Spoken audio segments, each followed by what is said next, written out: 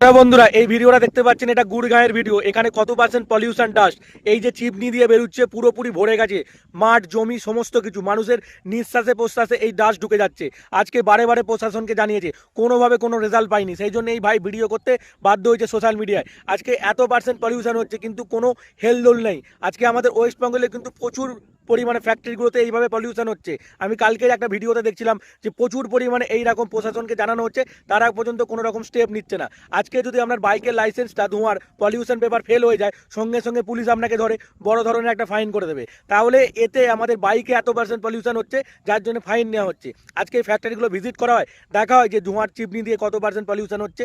কোনো কিছু দেখা হয় না, তার কারণ তারা মোটা ধরনের জিনিস দেয়, সেই জন্য সেখানে যাওয়া হয় না, আর গরিব মানুষদের কাছ থেকে নিয়ে হয়। আজকে যদি এই ক্ষেত নষ্ট হয়ে যায়, আজকে সরকার, আপনি খাবেন কি? সাধারণ মানুষ কি খাবে সেটা চিন্তা করেছেন? আপনারা তো ব্যাস খালাস হয়ে যাচ্ছেন। শুধুমাত্র এগুলোকে একটু ধ্যান দিন, না হলে একটা সময় শুধুমাত্র মানুষ বাঁচবে আর সেইভাবেই বাঁচবে, কাউকে খুঁজে পাওয়া যাবে না।